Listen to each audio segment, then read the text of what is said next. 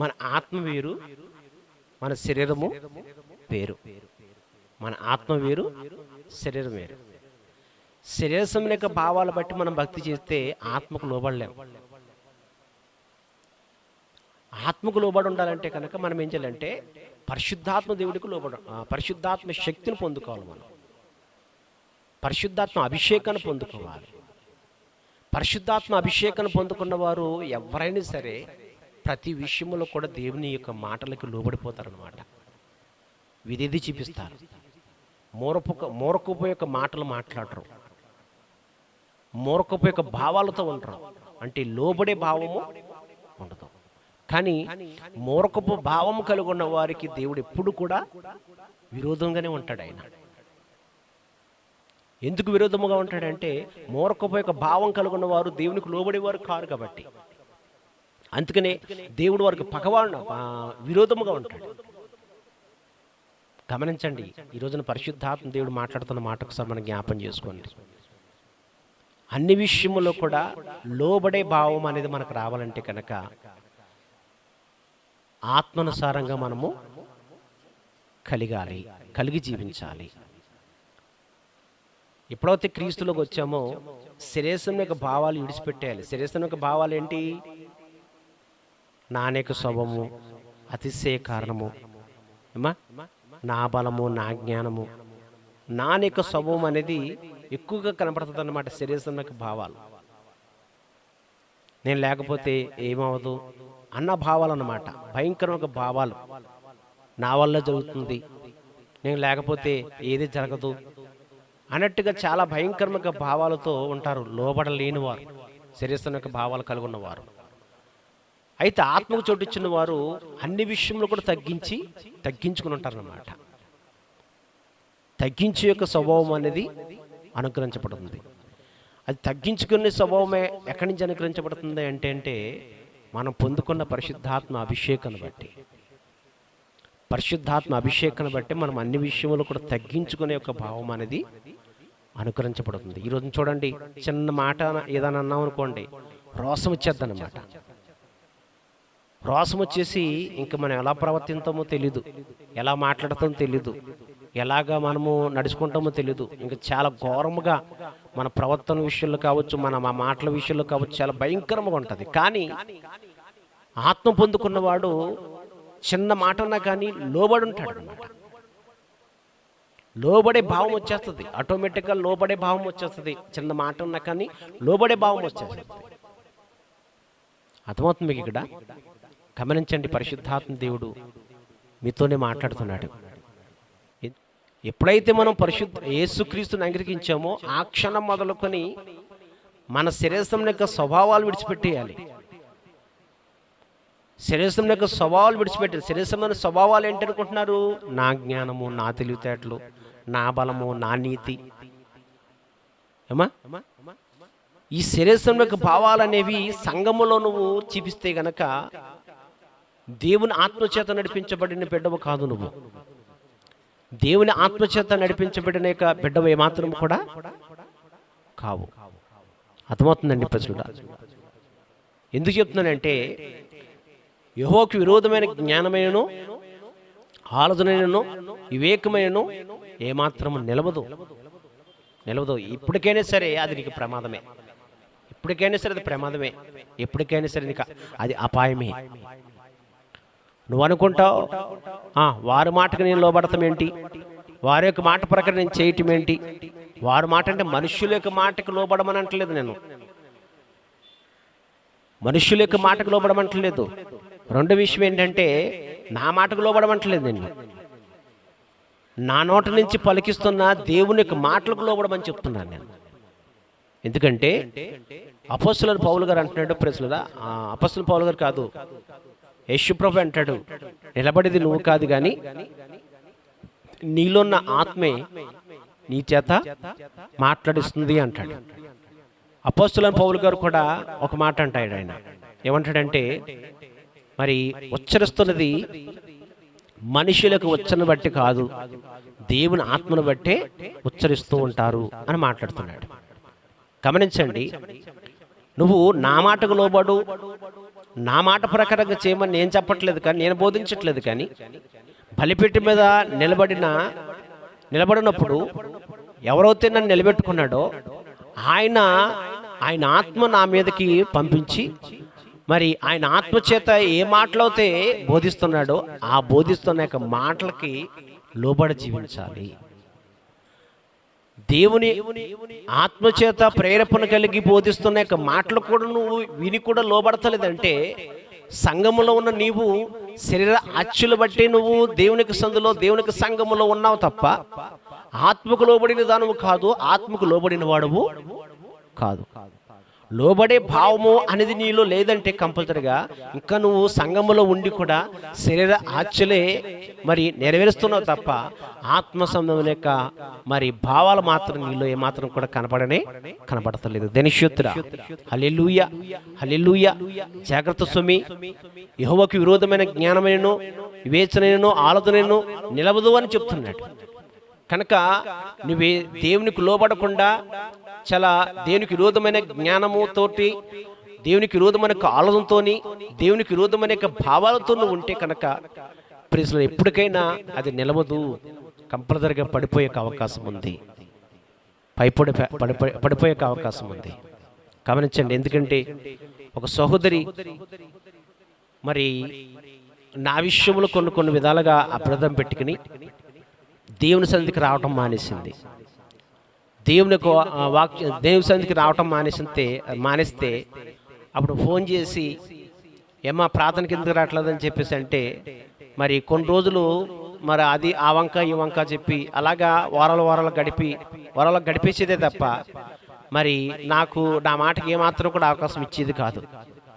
ప్రతి విషయంలో కూడా లోబడకుండా మరి ఇంకొక సాకులతోటే మరి అదండి ఇదండి, లేకపోతే నాకు పని ఉందండి, లేకపోతే నేను పలా చోటకి వెళ్ళానండి అని అలా వంకలతోటే ఆమె ఏం చేసేదంటే దేవునికి సంధికి రావటం మానేసి, దేవునికి సంధిలో మోకరించటం మానేసి చాలా భయంకరంగా మరి ప్రవర్తించేది. ఎంత భయంకరంగా ప్రవర్తించేది అంటే చివరికి ఇంటికాడ కూడా ప్రార్థన చేసుకుంటాం మానేసింది.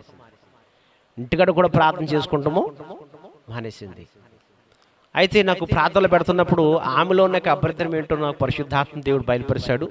ఆ బయలుపరిచినప్పుడు అప్పుడు ఒక రోజున మళ్ళీ ఫోన్ చేసి ఏమో ఎందుకు రావట్లేదని చెప్పేసి ఖచ్చితంగా వాళ్ళని గట్టిగా నిలబెడితే, నా విషయంలో మరి మీ విషయంలో నేను అభ్యంతరం పెట్టుకున్నానండి, మీ విషయంలో మీరు ఎలాగ ఉంటున్నారండి, మీరు ఎలా ప్రవర్తిస్తున్నారండి, మరి ఎప్పుడు మాట్లాడుతున్నా కానీ నా కోసమే, నా కుటుంబం కోసమే మాట్లాడుతున్నారండి వాక్యం ద్వారా అని చెప్పేసి దేవుడు మాట్లాడుతున్న యొక్క మాటను బట్టి ఆ మాటల విషయంలోనూ అబద్ధం పెట్టుకుని దేవునికి మందిరానికి మానేసింది. గమనించండి. మాట్లాడేది ఎవరు అంటే పరిశుద్ధాత్మ దేవుడు. పౌలు గారు చెప్పారు, యేసు ప్రభు చెప్పాడు. మరి మాట్లాడుతుంది మీరండి, మా కోసం చెప్తున్నారండి అని చెప్పేసి అబద్ధం పెట్టుకుని దేవుని సన్నిధికి విడిచిపెట్టేసి అక్కడి నుంచి సేవకుడు యొక్క మాట అంటే భయం లేకుండా, గౌరవం లేకుండా, విలువ లేకుండా భయంకరంగా దేవునికి మందిరానికి కూడా దూరం అయిపోతుందంటే గమనించండి ప్రశ్న, ఎవరి విషయంలో ఏ మాటల విషయంలో అబద్ధం పెట్టుకుంది ఆమె అంటే దేవుని యొక్క మాటల విషయంలో అబద్ధం పెట్టుకుంది. గమనించండి. అప్పుడు హెచ్చరించాను, అలా కదమ్మా, నువ్వు ఎలా ఉంటే కుదరదు, అది దేవుడు మాట్లాడుతున్నాడు అని చెప్పేసి కొన్ని విధాలుగా వాక్యం ద్వారా ఆమెని హెచ్చరిస్తున్నప్పుడు అయినా సరే లోపడకుండా భయంకరంగా వ్యతిరేకంగా ప్రవర్తిస్తున్నప్పుడు ఇంకా నేను 7 రోజులు ఆ సహోదరి నిమిత్తమే ప్రత్యేకంగా ప్రార్థన చేసి పరిశుద్ధాత్మ దేవుడికి అప్పచెప్పేశాను. ప్రభా, ఎవరైనా సరే వారిని సంధికి వస్తున్నారంటే నా బలాన్ని పట్టో, నా జ్ఞానం పట్టో, నా తెలివితేటలు పట్టో కాదు, నువ్వు చెప్తున్నావు కదా నా తండ్రి ఆకర్షించితేనే కానీ ఎవరు నా యొద్దకు రారు అని చెప్తున్నావు కదా. కాబట్టి నీవు నీ తండ్రి చేత ఆకర్షించబడుతున్న వల్లనే వాళ్ళందరూ నా దగ్గరకు వచ్చారు. అనేక మంది బిడ్డలు నడిపించుకొస్తున్నావు.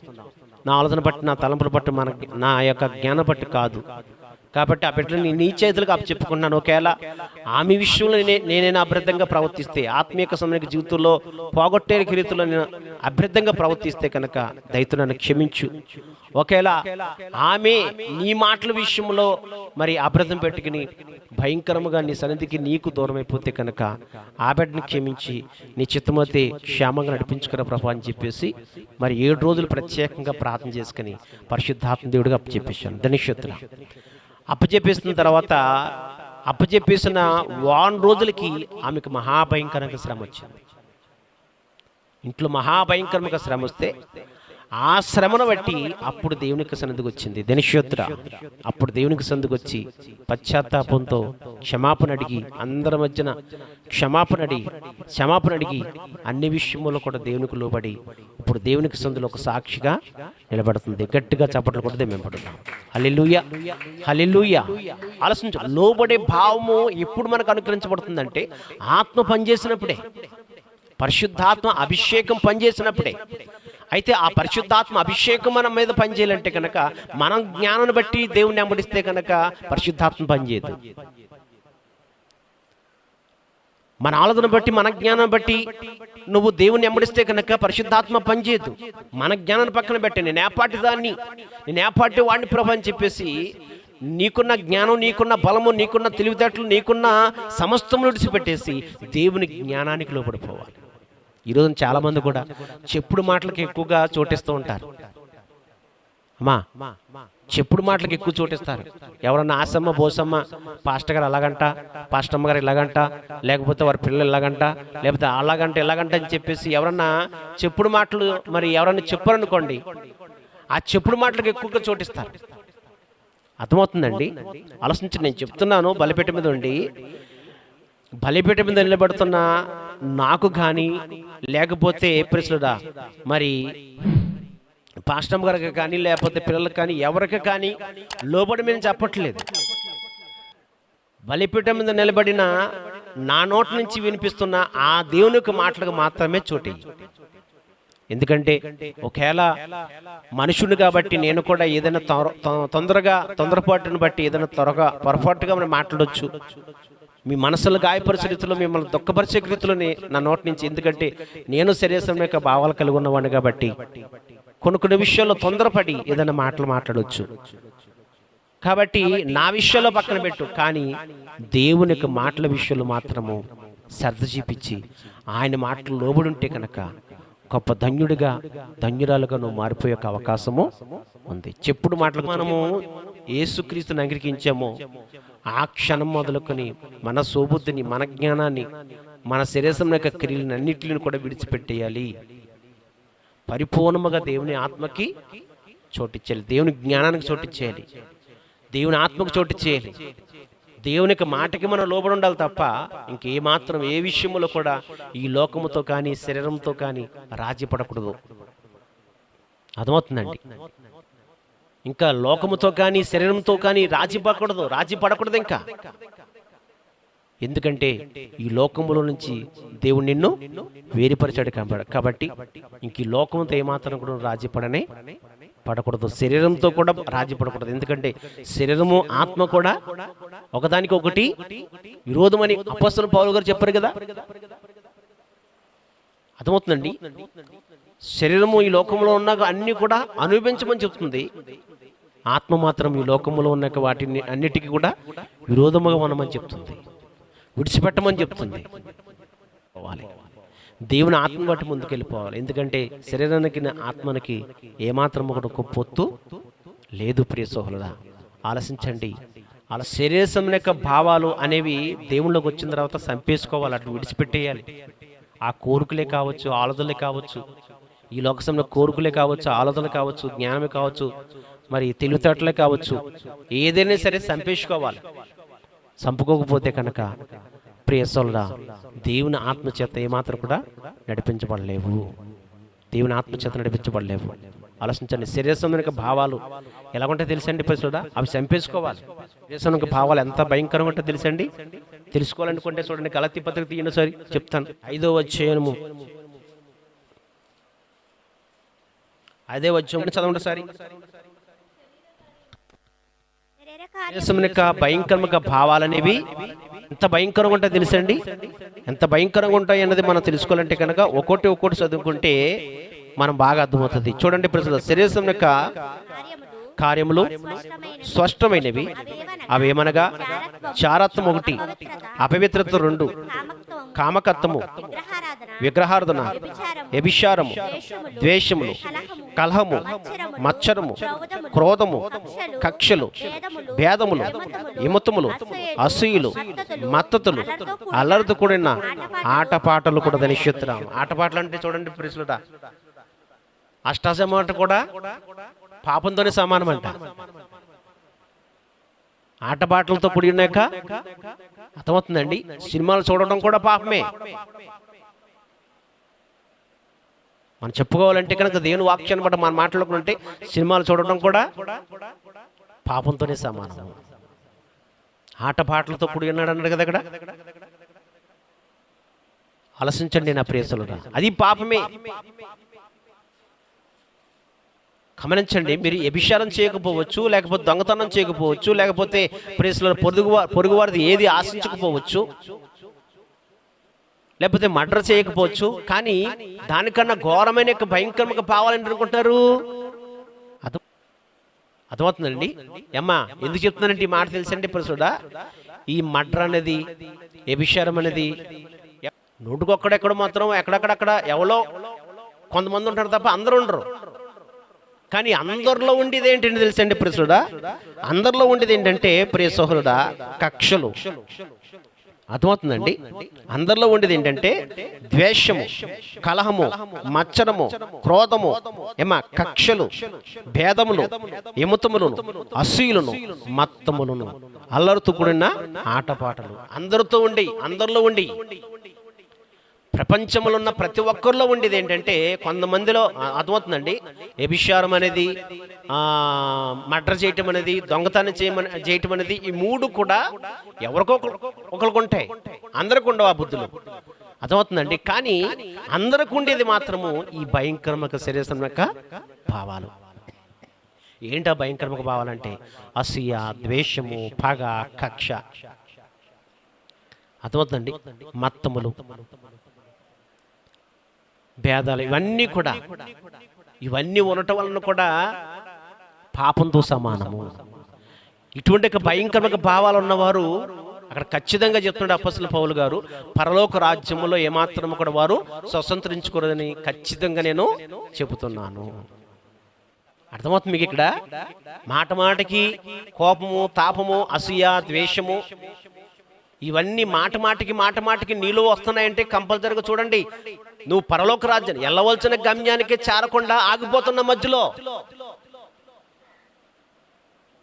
అర్థమవుతుంది మీకు ఇక్కడ. అసలు ఎందుకు యేసు ప్రభువుని నమ్ముకున్నావు? ఎందుకు యేసు ప్రభు దగ్గరికి వచ్చావు? పరలోక రాజ్యానికి వెళ్తానికే కదా, నరకం నుంచి తప్పించబడి పరలోక రాజ్యానికి వెళ్తానికే కదా దేవుడు యేసుక్రీస్తుని అంగీకరించావు నువ్వు. మరి నువ్వు చేసే భయంకరంగా ఆ భావాల బట్టి ప్రశ్నదా, ఆ భయంకరంగా భావాలు బట్టి వెళ్ళవలసిన గమ్యానికి చేరక మధ్యలో ఆగిపోతున్నా కదా, నాశనానికి వెళ్ళిపోతున్నా కదా. గమనించండి, పరిశుద్ధాత్మ దేవుడు మాట్లాడుతున్న మాట ఒకసారి జ్ఞాపం చేసుకోండి. అది నేను చెప్తున్నాను, ఈ మాటలో విశ్వాసులకే కాదండి, అది సేవకులకి కావచ్చు, ఎవరికైనా సంబంధించినవే. సేవకులకు ఒక రకంగాను ఒక రూల్స్, విశ్వాసులకు ఒక రూల్స్ కాదు దేవుడు పెట్టేది. సేవకులకేంటి, విశ్వాసులకేంటి అసలు ఒకే రూల్స్ పెడతాడు. రెండోది కూడా చెప్తున్నాను ప్రియులారా, అర్థమవుతుందండి. విశ్వాసులకు ఒక తీర్పోతే కనుక ప్రియులారా, మరి సేవకులకి 2 తీర్పులు ఉంటాయంట. 2 తీర్పులు ఏంటి అంటే, ఒకటి ప్రియులారా విశ్వాసుల విషయంలో ఎలా ఉన్నావు, రెండోది నీ విషయంలో ఎలా ఉన్నావు. ఒకటేమో విశ్వాసుల విషయంలో అంటే రక్షించటం విషయంలో ఎలాగున్నా, ఎలా ప్రవర్తిస్తున్నావు అని ఒకటి అడుగుతాడట. రెండోది నువ్వెలా ప్రవర్తిస్తున్నావు ముందు. ఎందుకంటే ఎవరికన్నా బోధిస్తున్నప్పుడు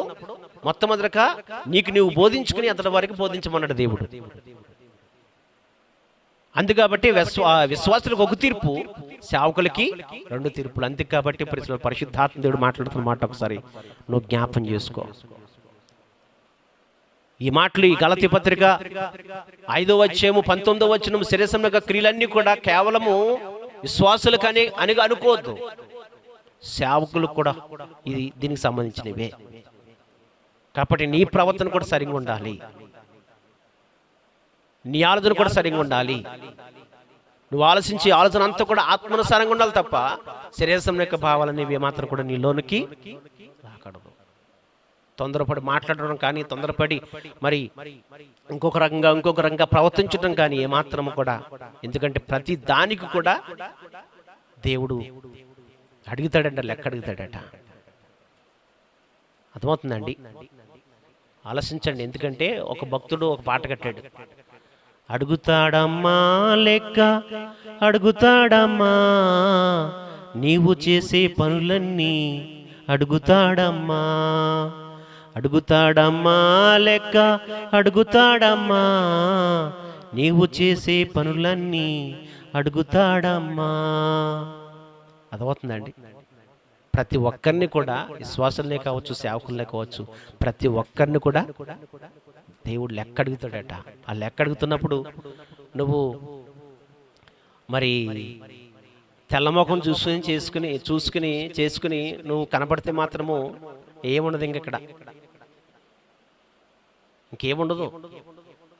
ఇంకా చీల్చి చెండాడటమే తప్ప అంతకన్నా మించిది ఏమిది? ధనిష్యోత్తరం. అలిసుకృతిలోకి వచ్చావో ఆ క్షణం మొదలుకొని ఏమి విడిచిపెట్టేయాలి? ఇప్పుడు శరీరం యొక్క భావాలు విడిచిపెట్టేయాలి. యేసుక్రీస్తు శిలువ మోస్తున్నాడంటే ఆ సిలువుకు దేనికి సాదృశ్యము? యేసుక్రీస్తు శిలువ మోస్తున్నాడు.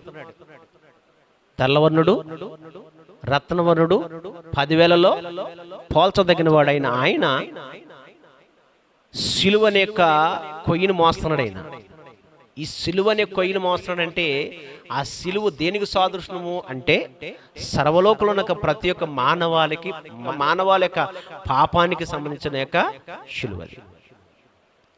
అర్థమవుతుందండి? పాపము అంటే దేనిలోకి వస్తుంది? ఇప్పుడు వ్యభిచారించటమో, దొంగతనం చేయటమో, మర్డర్ చేయటమో పాపంలోకి వస్తుందా? ఇప్పుడు చదివించాను కదా, చదివించాను కదా. అసూయ, ద్వేషము, కోపము, పగ, కక్ష, మత్సరము, వివేదము, ఇవన్నీ కూడా పాపంతో సమానమే.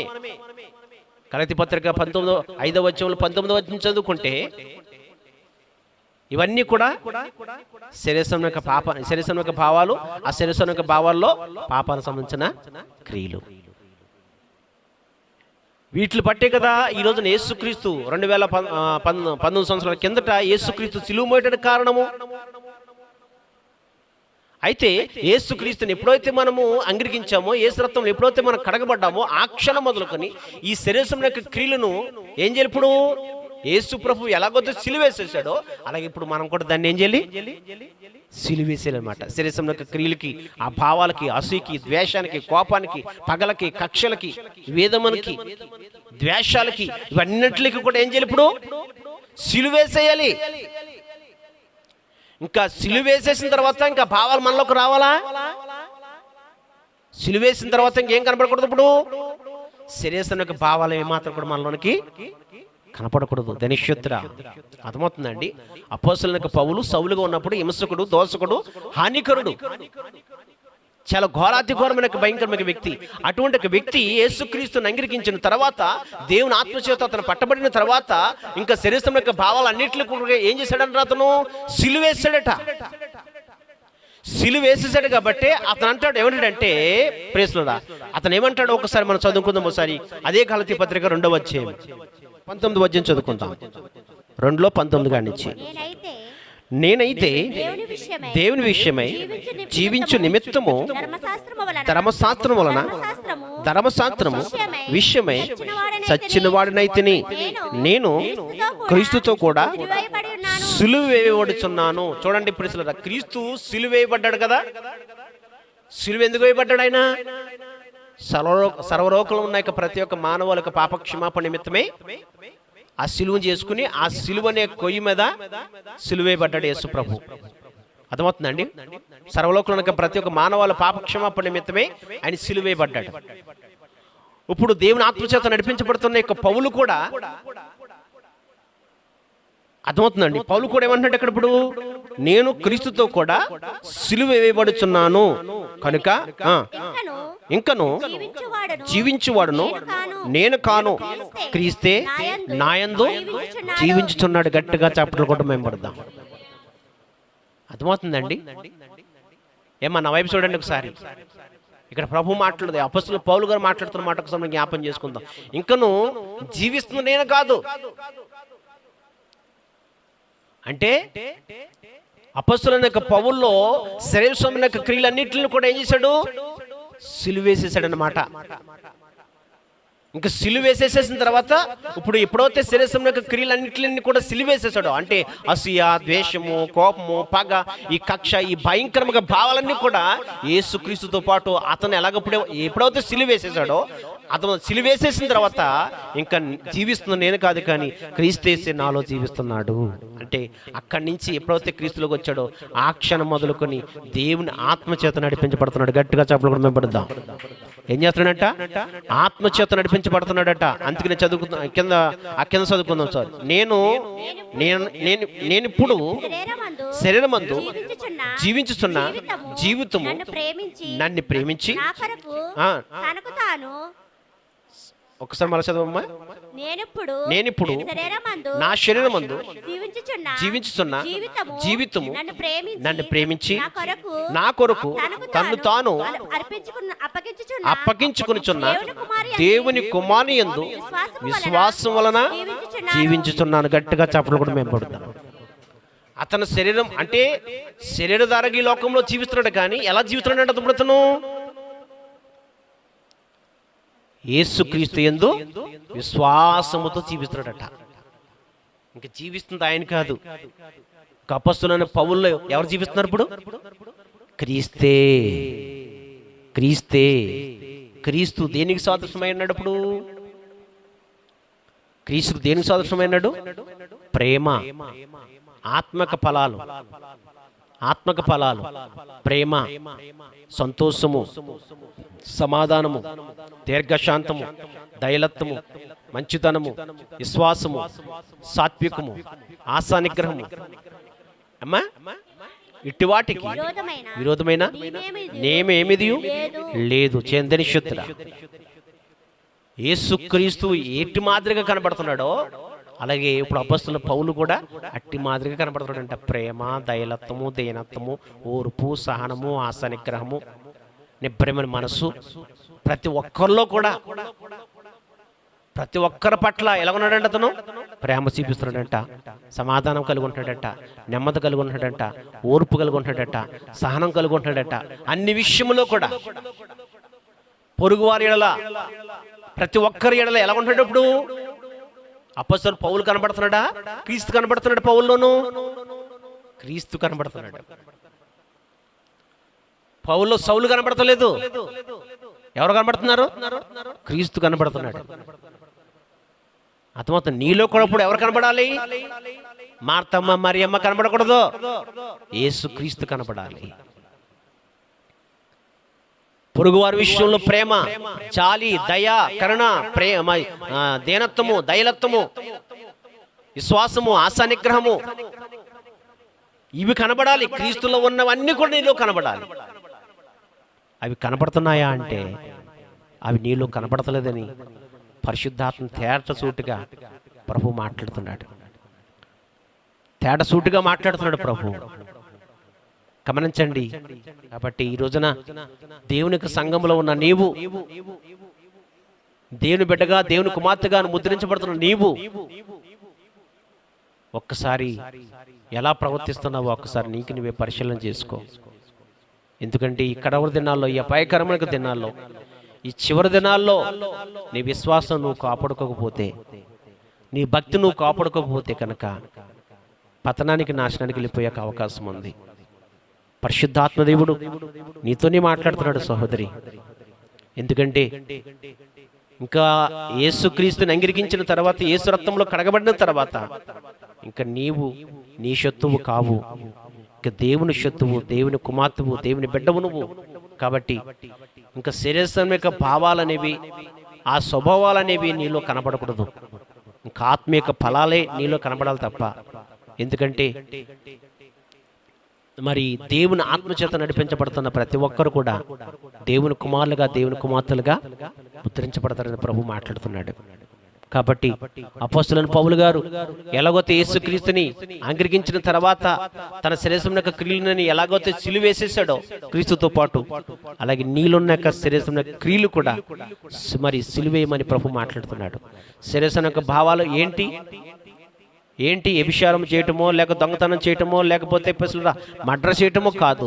అసూయ, ద్వేషము, కోపము, పగ, కక్ష, విభేదము, ఎమతులు, అసూయలు, ద్వేషాలు, ఈ భయంకరమైన భావాలు కూడా అర్థమవుతుందండి. శరీరం యొక్క భావాలు, ఆ శరీరం యొక్క భావాలు పాపంతో కూడి ఉన్నది. ఆ పాపంతో కూడిన ఆ భయంకరమైన భావాలన్నీ కూడా క్రీస్తులకు వచ్చిన తర్వాత అవన్నీ సిలువేసేయాలి. ఇంకా అవన్నీ కూడా సమాధి చేసేయాలి. అందుకనే జీవిస్తుంది నేను కాదు, కానీ క్రీస్తు నాలో జీవిస్తున్నాడు అని పౌలు గారు మాట్లాడుతున్నాడు. కాబట్టి ఈ విన్న వాక్యాన్ని బట్టి ఆయనకు మహిమకరమైన జీవితాన్ని జీవిద్దాము. ఆ దేవాతి దేవుడు మిమ్మల్ని, మీ కుటుంబాలని దీవించి ఆశీర్వాదంతో నింపబడును గాక. ఆమేన్. మోకరించి